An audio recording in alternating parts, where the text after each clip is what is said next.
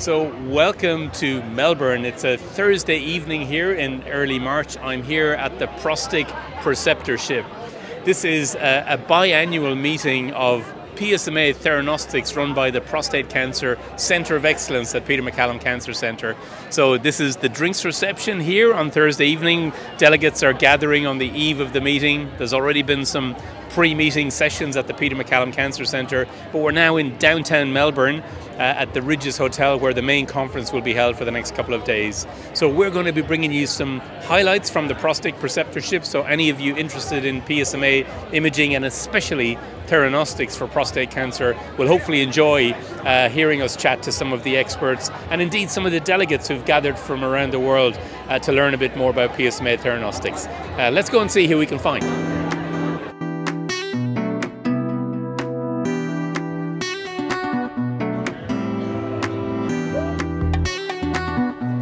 Ken Herman, welcome to Melbourne. First time, I'm super excited. I missed the Australian Open, so...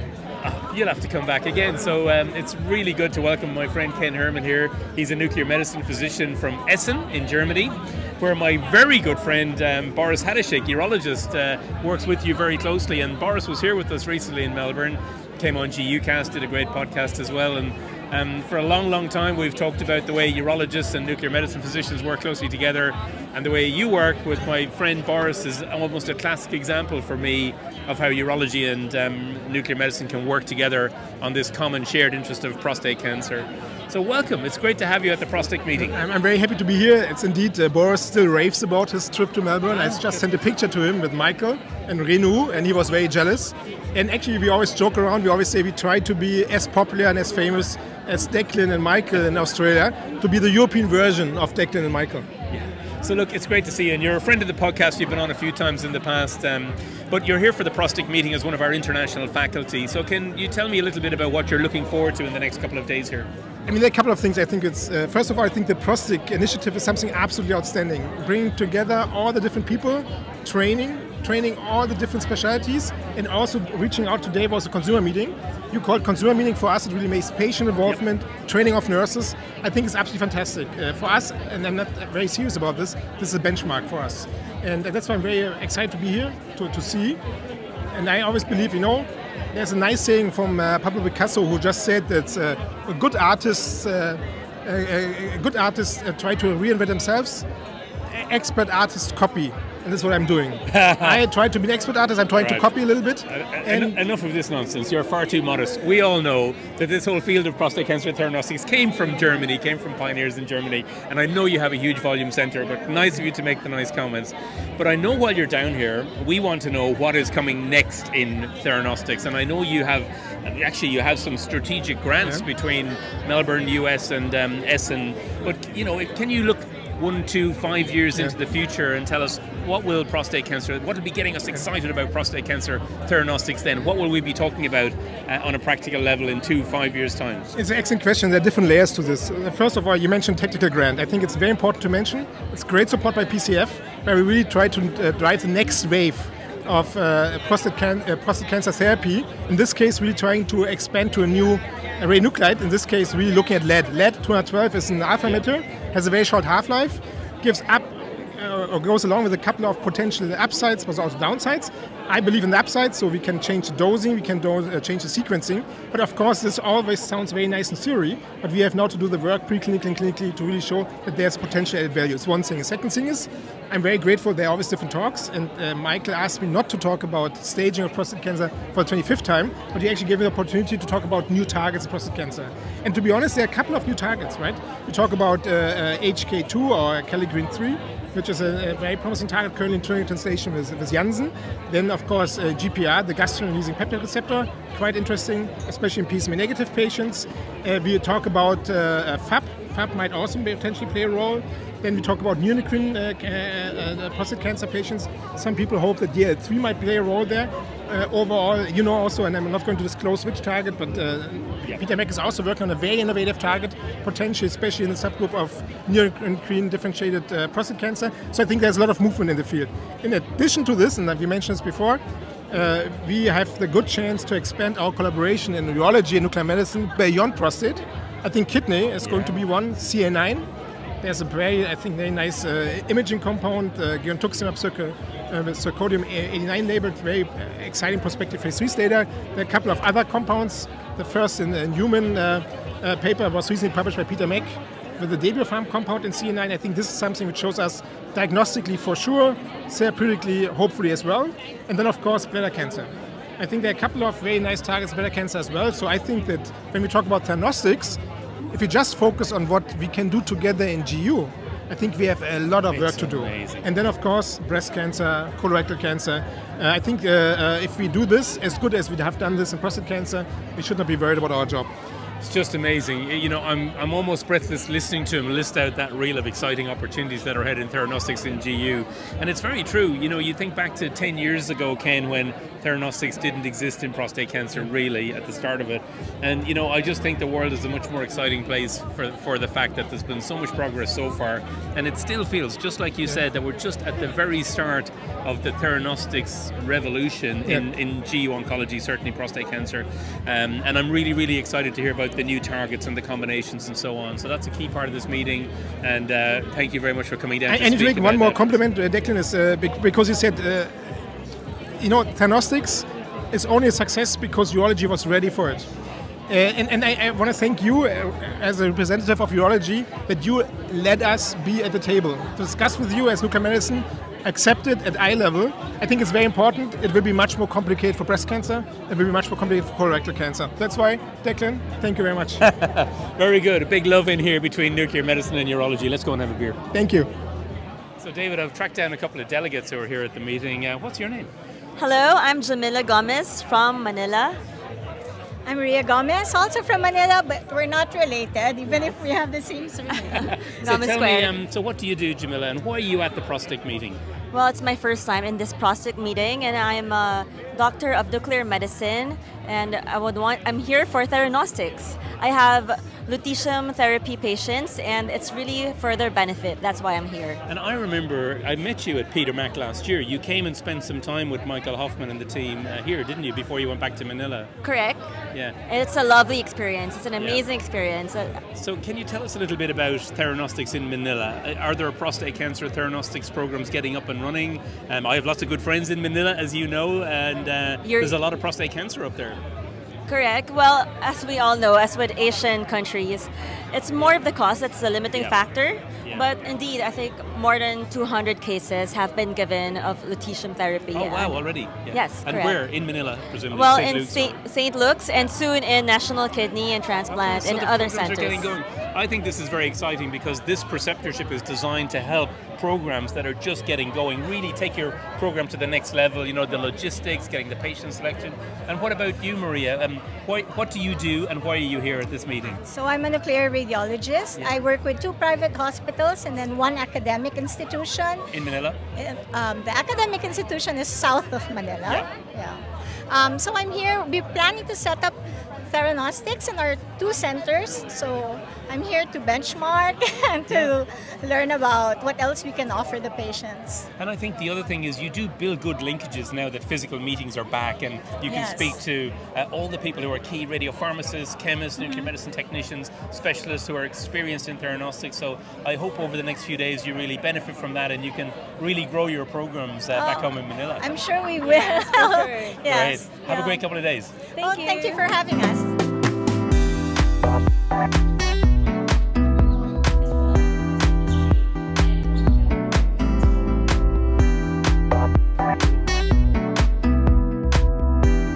So look who's turned up here at the ProsTIC Preceptorship, none other than our favorite US visitor, Howard Sewell, the Chief Scientific Officer of the PCF. Howard, lovely to see you back in Melbourne. Well, Declan, you're too kind, and I love being here in Melbourne.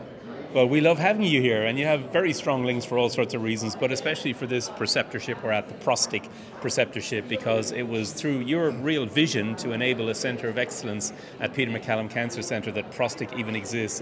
I remember seeing the email from you when you were flying back to the US saying, you know, we'll get some if you get more, and out of that vision and that kickstart, this is now in its kind of 2nd round of funding with the tactical grant as well. So we love having you back here to keep an eye on us. I appreciate that, but I have to make one thing completely clear. Yeah.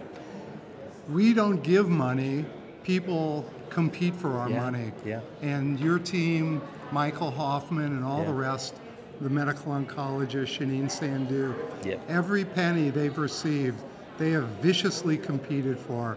And it's because of the greatness of this center of excellence and really the global leadership of Theranostics that we are so proud to be funders.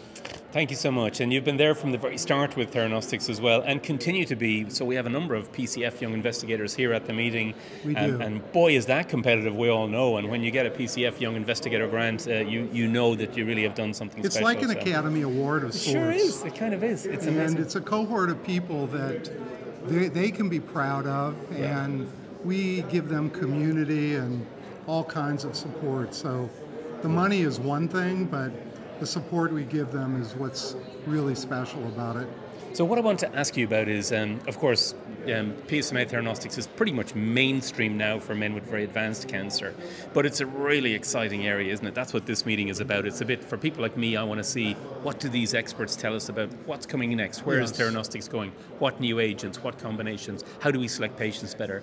You know, you're very good at spotting these things in prostate cancer. What excites you about the future of Theranostics? Things you pick up from listening to speakers at this meeting? Two words, Declan. Atoms and targets, both of which are being prosecuted in the labs at Peter Mac. We need new targets. PSMA is great, it has its limitations, and we would be so pleased to see a new target actually become pan-cancer. So FAPI, for example, may not work in prostate cancer, but it sure could be interesting in about 11 other cancers. It sure could. GPC3, you name it. You know, TROP2. These are all new targets that Peter Mac is looking at, plus the fact that, you know, the alpha, the age of alpha is coming. It is definitely coming. So we're going to have little atom bombs attacking cancer. The punching, you know, the little mice that punched today with lutetium is a great start.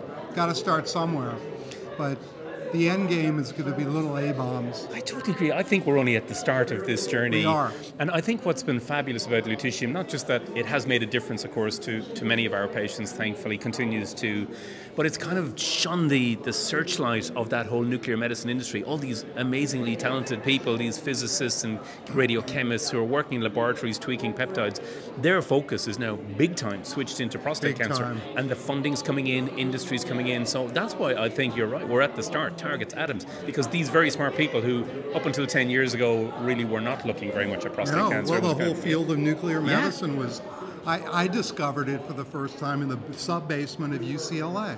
Yeah, and you told me about that story. Rob Ryder, the urologist. Ryder, where are you getting this PSMA PET scan material from? And he said, oh, well, you should see this department. And I went over, met Professor Cernan, and saw this just labs. And now they have their own center for Theranostics and a full-time nuclear medicine physician in the Department of Urology at UCLA. So yeah, it's early days, but the days are very good. That's the message, and we really value on GUcast our relationship with PCF. It's not just about Peter Mac, because as regular viewers and listeners know, they also run some great educational activities. We'll give a big shout out for the PCF Global Webinars. We've done 6 or 7 of them over the last 4 years as a collaboration with GUcast and Peter Mac and others. So thank you, Howard, for all of that and for your fabulous support for this industry. Good to see you. Welcome. So I've managed to track down a couple of eminent international medical oncologists. It's not just nuclear medicine specialists at this ProsTIC meeting this year. Welcome, David Olmos. Thank you very much, Declan. And we're joined by your colleague, Daniel Castellanto. Daniel, welcome. Thank you very much. And another of your colleagues, nuclear medicine physician. Yes. Adolfo, nice to meet you. Great to see you, Adolfo, and thank you for coming to Peter Mac this week, the 3 of you as well. So we have a nuclear medicine physician and 2 specialist GU medical oncologists here. So can I ask you guys first, medical oncologists, why are you at this Theranostics meeting down the other end of the world from Spain? I think that essentially Theranostics is changing our practice that is going to have so much impact in the next years that we have just come to follow your lead. Guys, you are leading this field from Australia. Well, very kind of you to say so, but as you can tell from the international faculty, of course, David, many of the pioneers, of course, are from other parts of Europe, Germany, especially South Africa, and but I agree with you. It is very important for me as a surgeon that we learn from our nuclear medicine colleagues. What do you think, Daniel? Yes, I think so that our radioligand therapy is probably the new opportunity to treat patients in prostate cancer. And probably it's the new target therapy open the window to the new era of new target for this disease.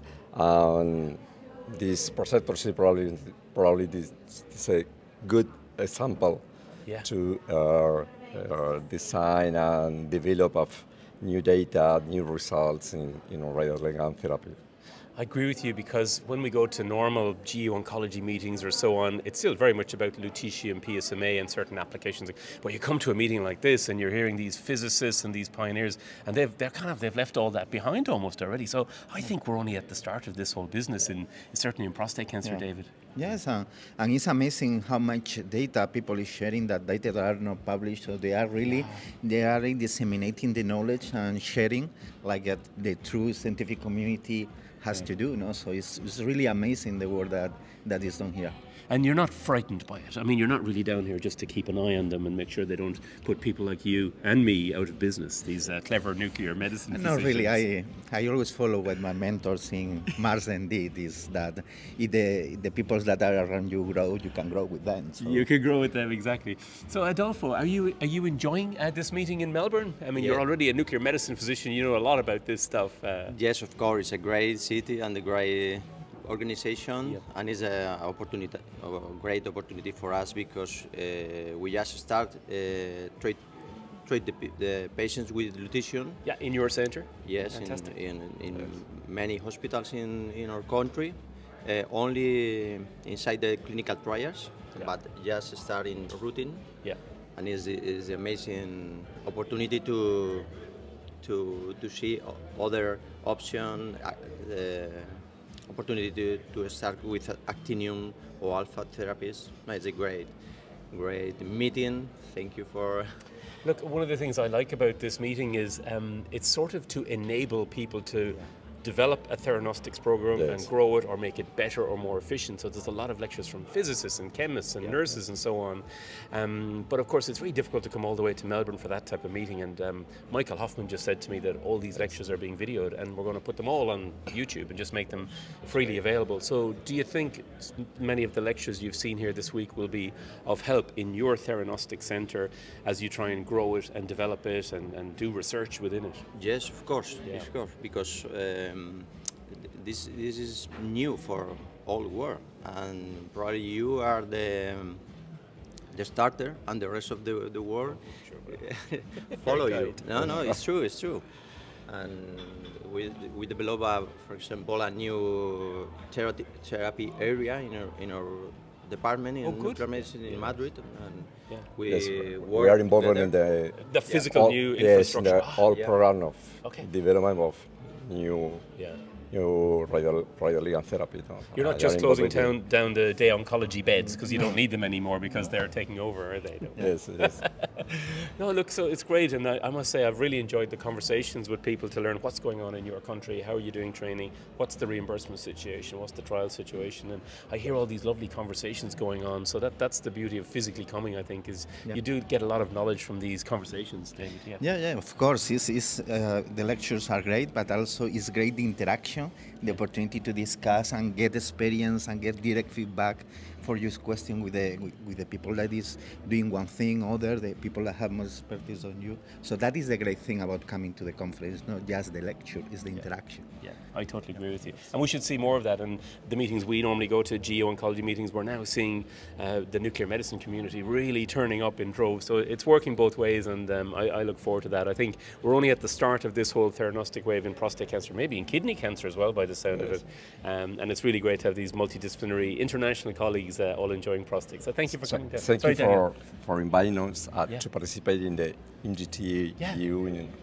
That was a great experience, having being how you manage in the daily basis the cases and having the decision, having that feeling of how the decisions are taken is right. Well, thank you for that. These guys flew in very late on Wednesday night, very jet lagged, and 7 o'clock in the morning they were in the cancer centre for the MDT meeting. But yeah, I really enjoy MDT process. But let me tell you, since COVID is finished, we're very fortunate that international guests are now coming to Melbourne, and we love, if we know someone's coming like yourself, can you please come every Thursday morning, because the exchanges are really, really helpful. To say what would you do in Madrid, or especially people with a lot of expertise in advanced diagnostics and precision oncology. So we've really enjoyed having you down, I must say as well, and thank you very much. Thank you so much. Congratulations. So I'm catching up with two of our international friends here at the ProsTIC meeting. Barbara Hertz, welcome to Melbourne. Thank you. It's a pleasure to be here. Great to have you. And Mike Sathigi, welcome. Declan, thank you so kindly for having us here. Really, it's a pleasure. So, Mike, you're a nuclear medicine physician at the University of Pretoria. So it makes sense that you're here. You're a nuclear medicine expert, and we welcome you. Thanks. Now, why are you here, Barbara Hertz? I'm here to honor my father, Dr. Saul Hertz, who discovered the medical uses of radioactive iodine back in the 1930s without a computer, and in less than 5 years. So Barbara's dad is the true father of nuclear medicine, universally acknowledged, I think. I hope so. Yeah. We've had to work on it for a while, and this is one of our superstars here, in that he, from the very get-go, established a Saul Hertz Young Investigator Award, and every time he does a presentation, he gives honor to Dr. Hertz. I think I saw his picture up on your opening slide already today. I think it is appropriate that we really give Dr. Hertz the honor that he deserves. Otherwise, this precision oncology that we're speaking about wouldn't be possible. Wouldn't even exist. I mean, the man was a visionary, honestly. Using the molecule to diagnose and treat is the way to go. Yeah. And then, of course, indeed, as we really know that many cancers are resistant to various things, but radiation, it's something that they can't evade for long, and hence this is why we are here. And Barbara, so we're honouring him as well here. Our final session this afternoon is the Saul Hertz lecture. It's a whole session dedicated to him, and Howard Sewell will deliver the Saul Hertz lecture. But you've devoted quite a lot of your own lifetime to drawing attention to his work as well, and we see his name recognized everywhere because... Well, only recently. But that's true, because it's been controversial, of course. And it happened only because my mother saved all his papers and books and an assortment of materials that that are the primary sources to record the history. Because it's true to say that this is a very well-known case of academic fraud, I'm afraid, back in the 1930s and 40s when his original work was actually stolen. It's been well documented, and so I think in recent years history has certainly righted it, but it's still very important that we understand. There were a lot of undercurrents at the time. There was a world war that interrupted his clinical studies. There was the stolen intellectual property, and there were other impediments to his progress. And then the history got very distorted. And I would encourage you, if you want to go and read a bit more, it's all out there. Look up Saul Hertz. But we're so pleased to have you here as we introduce the Saul Hertz session and the lecture to be delivered this afternoon. And hopefully you yourself will find that this large meeting is appropriately turning such a nice focus on your father's pioneering work. I'm very appreciative. It's great. Now, Mike, while I have you just for a moment as well, one of your talks today was about the future of theranostics, and we all know you, of course, from being already very experienced with alpha particles in radioligand therapy and prostate cancer. And here at this meeting, it seems to me people are still very, very excited about alphas. We're only at the start of the alpha story. Indeed, I mean, probably like how Dr. Head started, I mean, there will be some resistance to alphas, but I do think that it's inevitable that alphas and betas will coexist, and then the alphas definitely are going to resolve the issues where betas cannot go. But the two must coexist, and the alphas clearly are going to also help us to actually work even closer with the medical oncologist and the radiation oncologist, because by virtue of the fact that they impart high linear energy transfer and they travel a short distance, then that allows us to have a combination, because sometimes the betas, because of the long traveling, can actually, perhaps I think, add to the side effects. So the alphas a big advantage, big energy, but yet traveling a short distance. So combination therapy is going to be really enabled and be real because of the alpha side. So you've summarized it. High energy, going to kill cancer. Short distance, should be less morbidity. Yes. But just in summary, briefly, casual listeners and viewers to the podcast will understand, hang on, what about the alphas? Don't they wipe out the salivary glands and do stuff like that? Yeah, indeed, it is highly potent. The alphas are highly potent, and clearly then will also be potent to the non-target tissues. But there is great work that is happening to actually resolve this, so that there's less circulation at the time of therapy, therefore sparing the salivary glands. So we're going to see that. We're going to see that. We're just at the start of it. So we're here with Barbara Hertz at the extreme start of the whole industry of radioligand therapy from the 1930s, honouring your great father, Saul. And here we are, a glimpse into the future with Mike Sathigy. Thank you so much for coming. Thank you so kindly. So I'm here with Dr. Yao Zhu, my good friend from Fudan University Shanghai Cancer Center in Shanghai. Thank you very much for coming all the way down to Melbourne. Hi, Declan. Glad to meet you here. It's a very nice weather and a very nice place to have this fantastic meeting. So it's the eve of the ProsTIC meeting here in Melbourne. Our Prostate Cancer Centre of Excellence at Peter MacCallum Cancer Centre is running our second preceptorship. It's a real practical approach to PSMA Theranostics in particular for prostate cancer. And that's the main reason you've come down here, really. You and your centre in Fudan University Shanghai Cancer Centre have a lot of interest, not just in prostate cancer, but you are interested in PSMA imaging and theranostics. Is that right? Yeah, we have a long history and a collaboration with your center, and we have learned a lot from your practice. And I think the most amazing point of PSMA staging is that we can provide not only the detection rate, but also about how to treat these patients. And in the morning, I have joined your MDT team discussing, and I see how the nuclear medicine and new imaging incorporate in our clinical practice, and I think it's most important for our doctor to improve our patients' outcome. It's really amazing. And what is the current situation now in March 2024 with PSMA Theranostics? Is there access to lutetium PSMA in China, in your center, for example? I think the lutetium PSMA is still underwent clinical trial in mainland of China, and we have some preliminary results with a very promising response of our patients, and we are looking forward to follow your pathway to move this kind of treatment forward and to application mostly in the HSPC patients.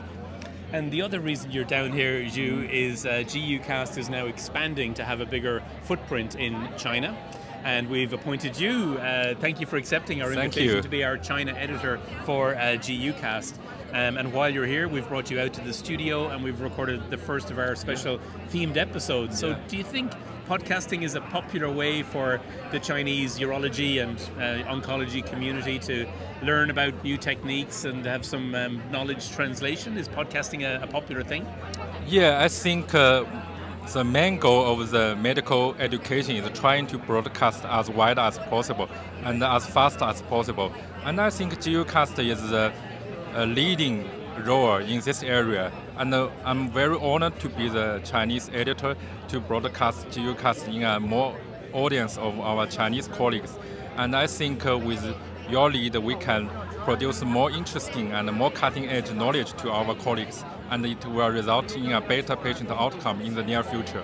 Well, thank you. I certainly hope, and thank you so much for joining us. And this podcast at the ProsTIC meeting here in Melbourne will be for those of you who are interested in PSMA Theranostics. We'll be chatting to a few other experts in this field, many experts actually from around the world. I can't believe how many are here. And hopefully we can bring you some highlights for those of you interested in PSMA Theranostics. Thank you very much. Thank you. So I've tracked down two delegates at this meeting. You're a well-known friend of the podcast. Actually, you both are friends of the podcast. Professor Louise Emmett, nuclear medicine physician from St. Vincent's and Darlinghurst. Welcome back to the podcast, Louise. Oh, thanks so much. And welcome to Melbourne for ProsTIC. No, amazing to be here. Thrilled to be here. It's great to see you here. And now Ed Kwan, Dr. Ed Kwan, you've been a friend of the podcast. I remember last year you helped Renew put together the ASCO GU highlights. Right. Yeah. This is my cameo role. Yeah, you co-hosted. Invited me back on after Renew and I did a wonderful podcast, guest appearance back in PCF a couple of years ago. It was a cracking episode. I enjoyed it because I wasn't there, so I really enjoyed listening to your commentary. Now, I didn't introduce your affiliation. I can tell you he is a medical oncologist. I can't tell you where he works because I'm not sure. Are you kind of between jobs? You're one of these people who keeps doing fellowships. You're already so highly trained, but You've been away. I think I'm really testing my wife's patience quite a lot. You really must be testing your wife's patience. Yeah, she keeps telling me it's time to make some money. Yeah, settle down. Stop training. Stop training.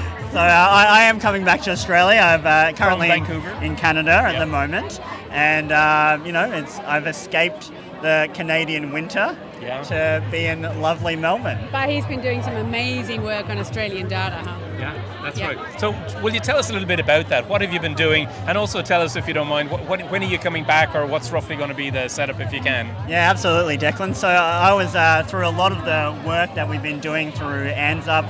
I've been very lucky to be a part of multiple theranostic projects looking at circulating tumour DNA. And my main sort of focus at the moment is actually the therapy study, which is Michael Hoffman's study. Very practice-changing data. On the translational aspects. That's right, on the translational aspects, Declan, looking at sort of the prognostic and predictive biomarkers using the ctDNA. So as opposed to the imaging biomarkers, this is going back to... So the super nice thing is looking at both of them together. Yeah. So looking at the composite of imaging and genetics to see what we can really find.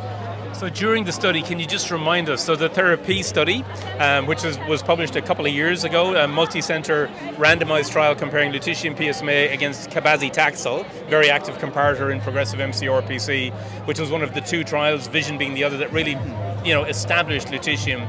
So what samples were collected in these positive studies? Yeah, so through the foresight of the Translational Research Subcommittee for Therapy and for ANZUP, they decided to take baseline and on-treatment as well as progression samples, typically a biochemical or radiographic progression. So that really gives us a very unique opportunity to look at baseline genomics, see how that correlates with outcomes, and to better understand resistance mechanisms as well. And to see the differences between the control arm and the intervention arm and so on. I think that's the unique part, Declan. I think really there's been a lot of studies looking at these genomic biomarkers, but really therapy is really the only study that's very well placed at the moment to answer having a control arm, a standard of care cabazitaxel control arm. And obviously there's many other studies, including Louise's ENZA-P, which read out last year. Yeah. And he's doing that one next. Oh yeah. You only have a few thousand samples to do deep genomics on CTCs, and then next. Louise keeps my job happy he's coming back. Louise keeps my job very exciting, very exciting. But Louise, I mean, that's all very nice, but really it's just all about the PET scan, isn't it? Is the PET scan positive? Actually, you might get a surprise there. Really? You really might get some surprises. I'm very simple. I think the data that's coming out from Ed's work is practice changing as well. We all think it's imaging, but maybe we're wrong. Maybe there's a real role for ctDNA here. And the really important thing about this is it's not going to be all just about lutetium. You're going to uncover things within this, I'm sure, that will help us select of the multiple other options we might have for these men who have advancing cancer. It's really valuable to have these cohorts. Well, it's got the cabazitaxel too, right? Yeah. So we've got both arms of the trial. You have ctDNA data from both arms of the trial, and yeah, super interesting. So that'll be coming your way, but we're here at the ProsTIC meeting on the eve of the ProsTIC meeting, and look, there's a really good crowd here. I can't believe how many international people are here. How many countries? 27, I hear, from a net. But tell me, what are you looking forward to in this meeting, Louise, apart from, I'm sure, catching up with friends? I come to these meetings to learn, right? I'll be listening to you. Okay, well, you're talking. You can check your emails during that. So many good speakers are going to be talking about all sorts of things that are going to be practice changing. I think that it's this ProsTIC meeting last time we were here. I just learned so much about the field, and that's what we need to do. And it is a bit different to normal meetings where we're just looking at data or outcomes. We've been chatting to people from the Philippines, Vietnam, Spain, who've come here because they want to get their Theranostics program. They know in Australia there are big centres that are doing a lot of Theranostics. So I like the angle on this ProsTIC Preceptorship, that it's really practical. How do I get it running? How do I do the radiopharmacy? How do I do the dosimetry? How do I look after my patients? What supportive plans have we in place? So it's practical, but it's also forward-thinking. So I'm sure that Ed's not going to give a lecture on how to run a theranostic centre, but they might learn heaps on why they should do trials, what we should do in terms of embedding genetics into what we do in the future. So both. And we chatted to you at ESMO about ENZA-P, which was one of the big headlines, really exciting. So that paper we'll see probably this year then, or you're still waiting a little? Definitely will. I think you hopefully will see it in the next few weeks. Oh, wow. Very exciting. Fantastic. Can't wait.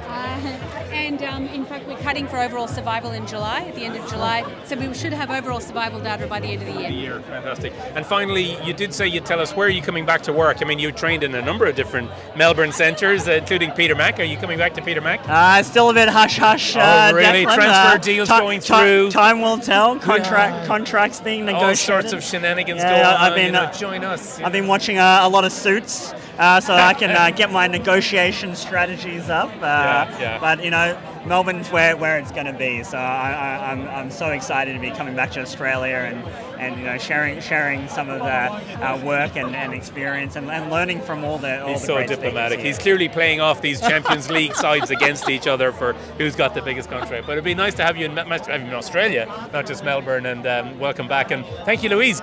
He just has to finish the ENZA-P samples before he leaves. Okay, those ENZA-P samples. She's one of your referees, I'm sure. You have to talk to my boss about that. Thank you. Excellent. So more international visitors here with us today. Juan Vallejo, very welcome to you. You're the president of the Spanish Association of Nuclear Medicine or something like that, and you've come all the way down to Melbourne for this meeting. It's great to see you. I am very happy to be here because it's a dream for me to come into the Peter MacCallum Cancer Center to learn with I think that the best player in the game of the theranostics now in the world is focusing the prostate cancer. You're far too kind. And you came up to the hospital, you came early and attended our MDT meeting. We were so happy to have you and quite a few Spanish colleagues here. It was terrific.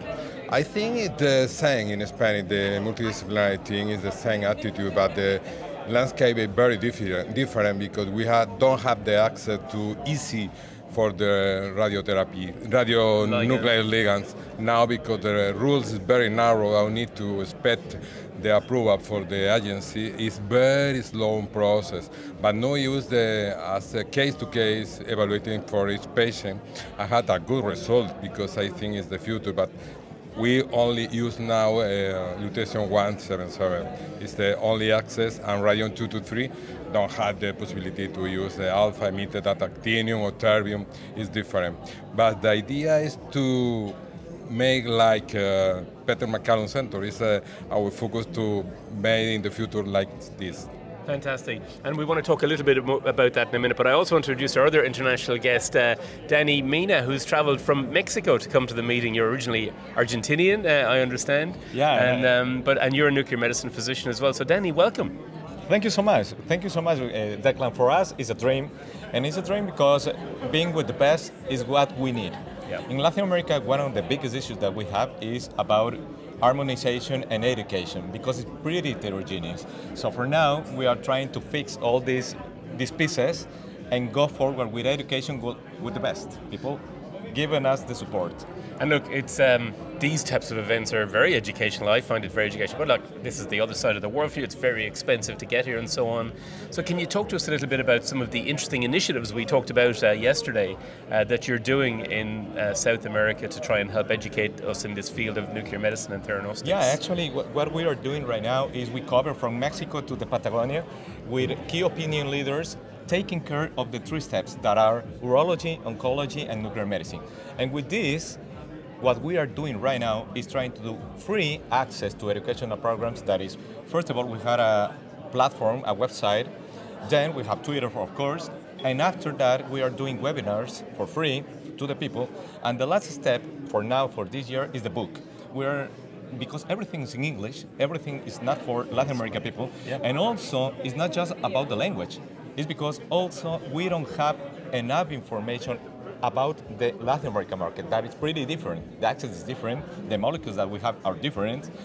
So because of that, we need standardization and education for our region. So that's what we are doing right now.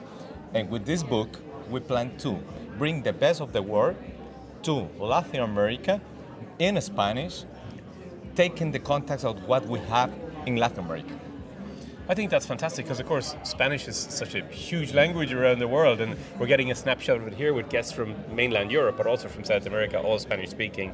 And on our podcast, we know we have many Spanish people listening from these Spanish-speaking countries, and it's a shame for us that none of us speak Spanish properly. But we have in fact, we've got a Mexican urologist who's going to come and do a fellowship with us, Danny, Carlos Delgado. He came here last year for a while, but he's going to come and do a fellowship. And I said to him, you can come and spend a year with us, but you have to learn, you have to teach us how we're going to get GU cast out to the Spanish community. So we're going to work with some partners to do that. But this is a really ambitious initiative. So a question I have for you is, books go out of date very quickly, right? Don't they? Every time you get asked to write a book chapter, you don't see it for 2 years. But I understand this book will be an ebook or online book as well. So it'll be a constantly evolving thing. And you'll be able to do electronic links out to other resources. Actually, what we are planning to do is going to be the physical one, but we're going to have also the digital one, and everything going to be for free. Yeah. Because from us, we need just the support from the people and the companies that are going to support us for free, because that's the way. We have now the access to online resource for educational aspect. In Spain, this step will be done before. We had the experience with the treated neuroendocrine tumors. I continue with the educational program because I see the key for the future is to expand the knowledge about the radioligand therapy and diagnostic field. But fantastic. We had now the opportunity to acknowledge you, the work in the diffusion of this area with the serious webinar. I heard you a lot of the webinar, very, very late time for us in Spain, but it's very interesting. Newly acknowledged for this initiative and continuing this line of the work because it's very, very good for us and also for the colleagues in Latin America. You're so right, because of course podcasting is all free. That's the nature of our podcast, certainly clinician-led, independent, and we're very well supported by industry, by pharmaceutical, radioligand therapy industry coming as well. But it's all with the same goal, one is so that we can make these resources available for free. So I think podcasting is quite good. You know, you can put a link in, you can send an email out, you can have the website addresses and circulated to the trainees, and because these webinars sit there as a kind of a library of stuff, and we'd love to work closer with the Spanish-speaking community to develop some more resource. So hopefully we can all work together on these really good projects. It's very important, this project, because the many people in our area don't understand the English. Yes. It's very, very important to offer the Spanish formation. The language is very important. And you know, as a complement, you know, sometimes could be that part of the ecosystem of medicine, not English.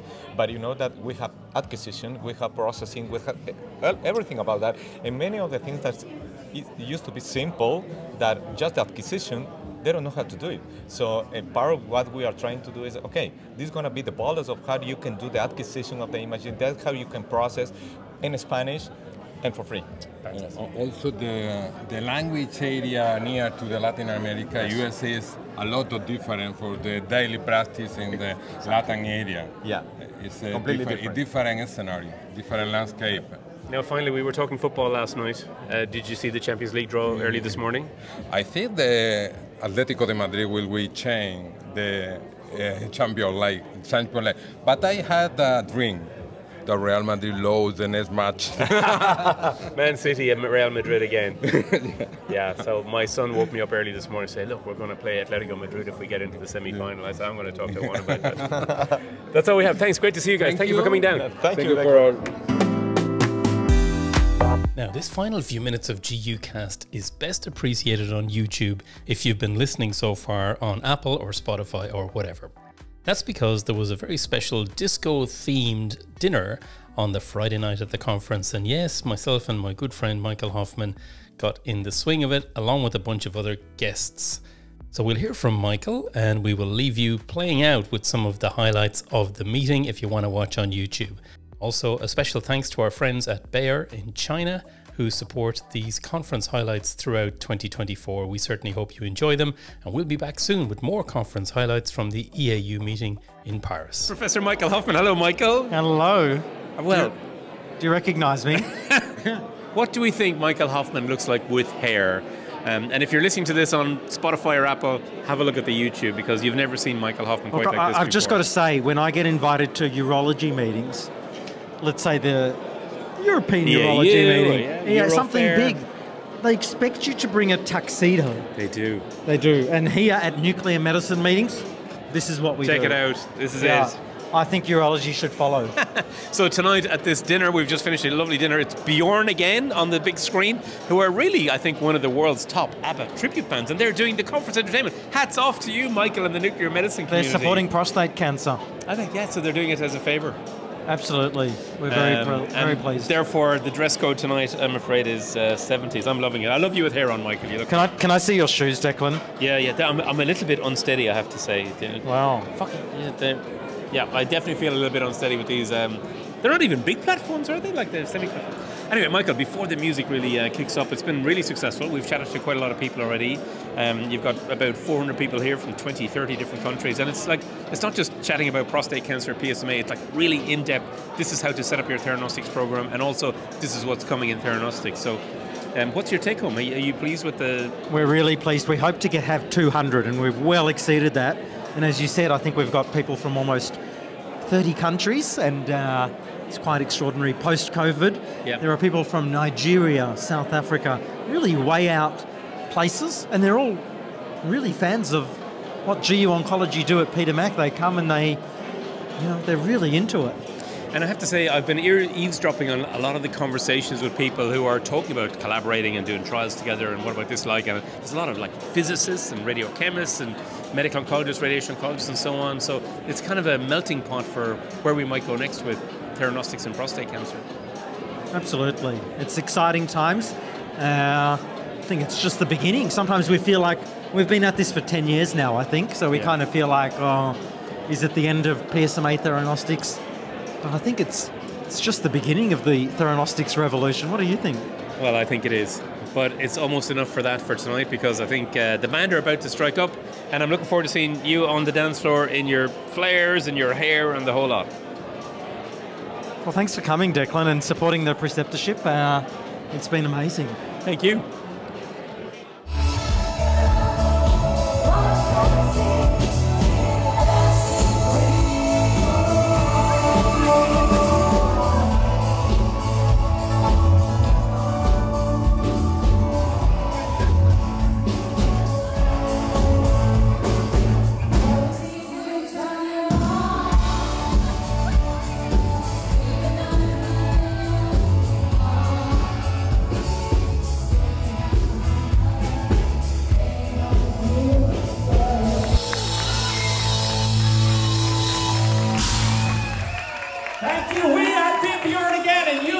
So much fun.